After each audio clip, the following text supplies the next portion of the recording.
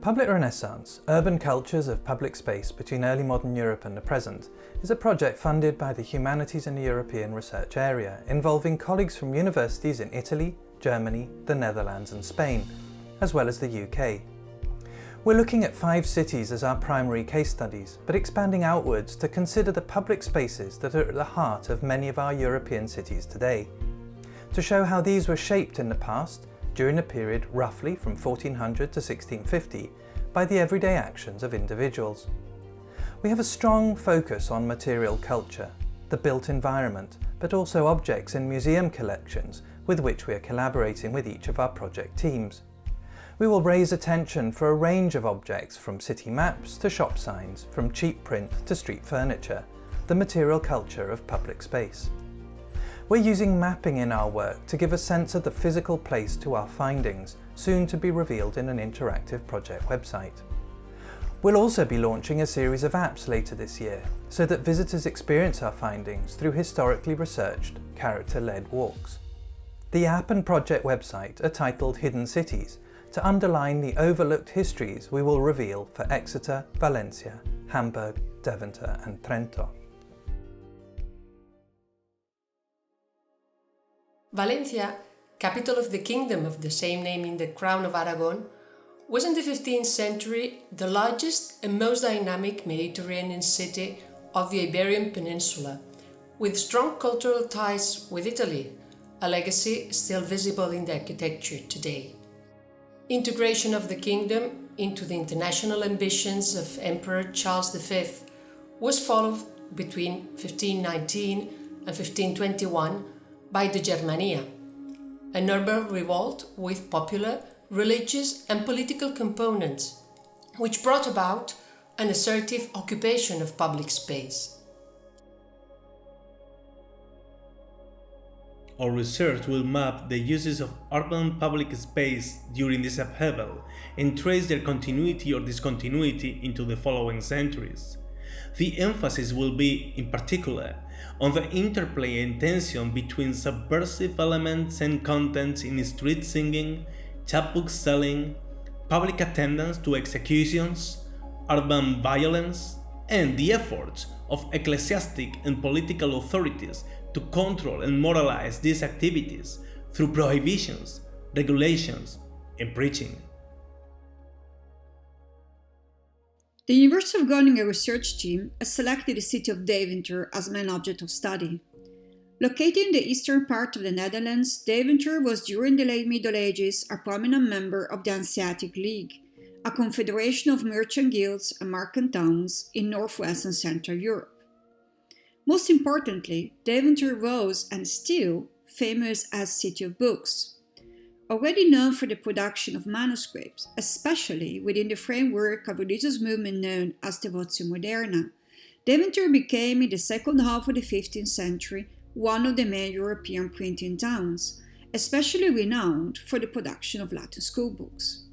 This is not by mere chance, as the Deventer Latin School attracted students from all over the Netherlands and Germany. The most famous among them is Erasmus of Rotterdam. The city of Deventer is approaching our research as a complex place of knowledge, in which oral, visual and written information and contents are produced and exchanged in an ongoing process of transformation and discussion.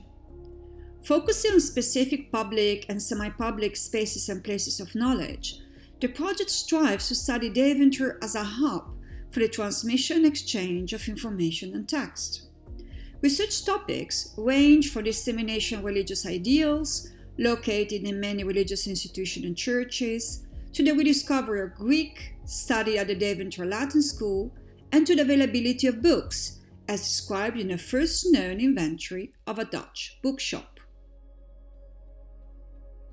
Exeter, in the early modern period, was the 5th largest city in England, described by the preacher John Bond as the centre, heart and head of the West, owing its wealth primarily to the wool trade.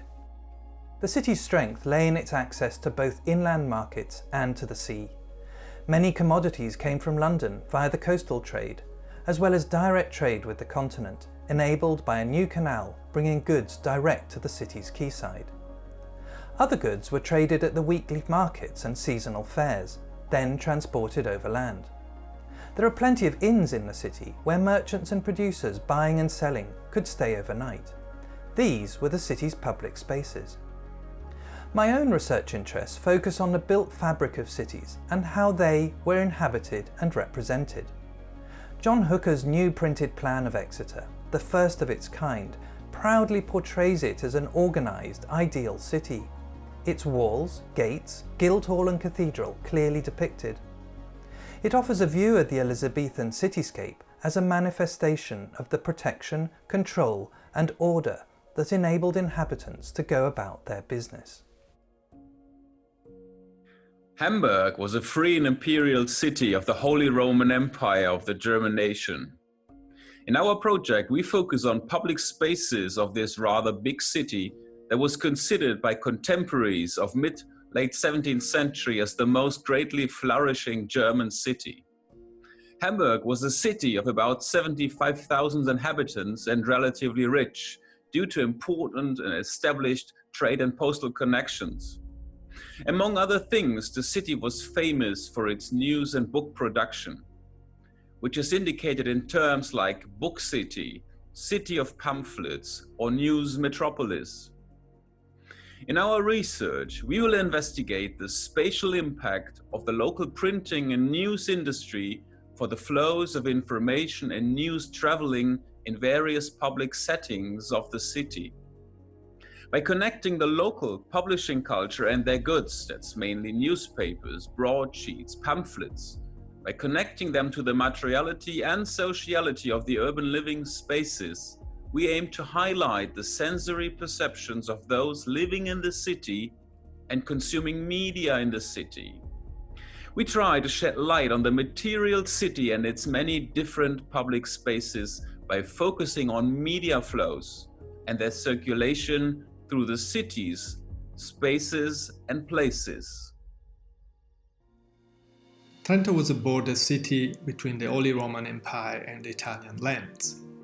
It was an Italian city, but with a strong and significant German influence in terms of population, religion, culture, language, and urban fabric. It was a city of transit and mobility for travelers between north and south of the Alps, with many public houses, inns and taverns, mostly run by the local German community, and very often by female innkeepers. And the architectural and material remains of some of these taverns are still visible today. With our research, we will investigate the spatial dynamics and cultural interaction taking place around these and other public buildings, showing as they serve not just as sites of sociability or hospitality, but also as political spaces. And by focusing on the everyday life and the agency of urban spaces, such as street corners, squares, and taverns, we aim to offer a new and possibly less static interpretation of the social and cultural history of the city of the council.